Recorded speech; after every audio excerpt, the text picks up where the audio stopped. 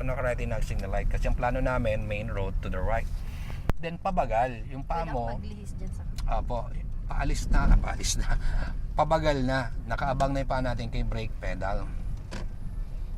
Yun, hihinto tayo bago dumating ng main road. So hindi ka nagagamit talaga ng gas pedal kasi ang plano mo, bumagal or huminto. Hihinto bago dumating ng main road. Forward pa. Okay na. Forward pa. Bago dumating ng main road. Forward pa. Forward pa. Forward pa. Okay, stop. Bakit kita pina-forward? Mas maganda kasi clear yung view mo dyan. Yung kita mo yung kaliwa. Saka yung kita mo dito sa kanan. Kasi pag nag-stop ka nang hindi ka malapit po dun sa main road, hindi mo makikita kung may papalapit na sasakyan. Clear ka ba dyan sa kaliwa? Opo. Sa kanan, ma'am. Opo. Let's go. Balikat bago mag-right. Forward muna ako. Opo, syempre. Balikat bago mag-right.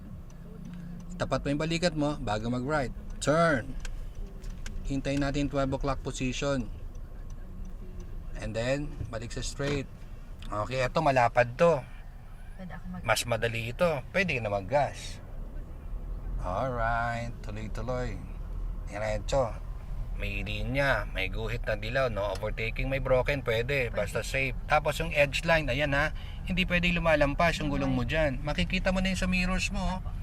So may may allowance ka. Itong ano, okay na to, sir. Opo. Na ganyan yung space. Yes, mas maganda yung ganyan ng space natin. Tuloy-tuloy. Pwedeng tumakbo ng 20 kilometers kung kaya naman, hindi mag 30-30. Tuloy-tuloy. Pag may kurbada, bumagal, hindi bumibilis. Dapat before the curve, pabagal. Nakahulog ako sa kanan. Akala ko na may maintain. So focus mo dapat sa lane. Sa lane, ano? Mabilisan lang ang tingin sa kaliwat kanang salamin kung gusto mong tingnan yung mga salamin natin na hindi pwedeng tumatagal kasi mawala lang yung mata mo sa kalsada mo, ma'am. Nagbabago agad ang direksyon. So ang focus mo talaga 100% ma-focus mo sa harap, mabilisan lang yung tingin sa mga kaliwat kanang salamin na yan. Hindi pwede tumatagal yung mata mo dyan. O baka gusto mo gumamit ng wiper para hindi ka naduduling, umuulan. Alright. Okay, dire-diretso lang. Yung mga sasakyan sa unahan, tingnan nyo, mas malapad nga yung truck na yun pero na-maintain. How much more tayo? Maliit lang tayong sasakyan. Kaya dapat mas maintain natin yung linya natin. Good. Maintain. So ang pagmamaneho talaga dapat nakafocus ka sa harapan, tapos tingin-tingin na mabilisan sa likod, kaliwat kanang salamin o rear view, mabilisan lang, hindi pwedeng tumagal yung mga mata natin sa mga salamin, sinusulyap-sulyap lang yan. Dire-diretso, lahat ng nasa right side, yung po ay lalayuan natin ha. Hindi kasi pwede mas malapit tayo sa right side kasi mas maraming abala sa kanan kaysa sa kaliwa. Hanggat hindi ka naman lumalampas sa guhit sa gitna, safe ka naman po niyan. Yung kanan ko po nalalaglag. So nakatingin ka kasi sa kasalubong. Ang maintain mo, ma'am, yung linya. Pag tumingin ka, tumitig ka sa kasalubong mo, yun talagang maaaring mangyari. Na basta may kasalubong ka, tinitigan mo sila, mawawalan ka ng focus sa linya mo. Tayo naman, na mata naman natin, kahit nakafocus ka sa lane, yung lane na yan, ang mata natin, natatanawin mo pa rin yung kasalubong mo. So wag ka matakot sa kasalubong.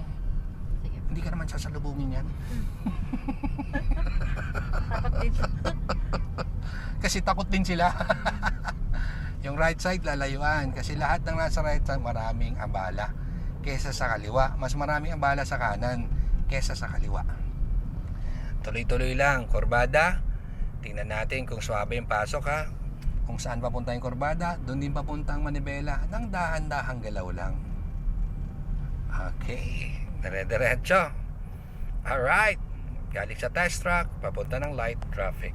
Akala kasi ni ma'am, puro kami test track. Ano siya, siniswerte. Mas gusto ko kaya dito sa labas agad. Mas maganda dito sa labas. Iba pa rin yung na-experience yung public road. Pero light traffic pa lang naman po ito.